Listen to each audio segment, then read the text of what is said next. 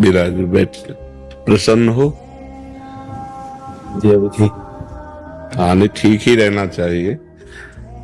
हम आपको अपने प्रभु का विधान बताते हैं थोड़ा सा।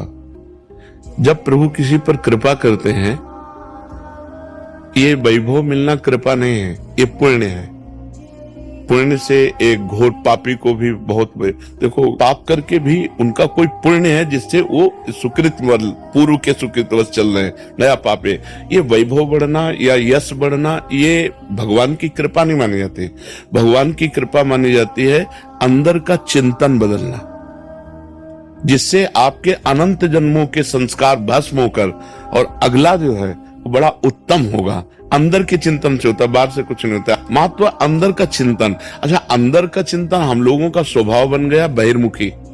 बहिर्मुखी मतलब बाहर, बाहर यश कीर्ति लाभ विजय, इससे हमको सुख मिलता है। अंदर से कोई मतलब नहीं रखता कोई विरला ही अंदर से। अब क्या होता है, भगवान जब कृपा करते हैं तो संत समागम देते हैं, फिर दूसरी जब कृपा होती तो विपरीतता देते हैं, और फिर अंदर से एक रास्ता देते हैं। ये मेरा रास्ता है, ये परम शांति का रास्ता है, ये शांति का रास्ता नहीं। भगवान वो रास्ता देते हैं और जीव को अपने पास बुला लेते हैं। बिना प्रतिकूलता के संसार का राग नष्ट नहीं होता।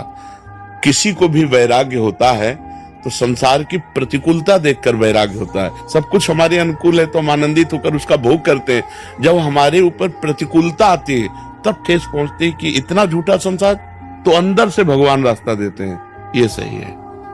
भगवान बिना प्रतिकूलता के इस संसार को छुड़ाने का कोई भी औषधि नहीं रखी। आज तक जितने बड़े महापुरुष हुए हैं, जिनका जीवन बदला है, उनको प्रतिकूलता का दर्शन करके बदला है। तो कभी प्रतिकूलता आए तो उस समय आनंदित हो कि मेरे ऊपर अब भगवान की कृपा हो रही है, कि मुझे सतमार्ग में चलने की प्रेरणा मिल रही है। अगर सतमार्ग छूटा हो, ये सब तो एक सेकंड के लिए आप विचार कीजिए। अब अपना सुधार कर लो, अपने जीवन को सत्य में ले आओ, तो अगला जो होगा वो बहुत जोर का होगा।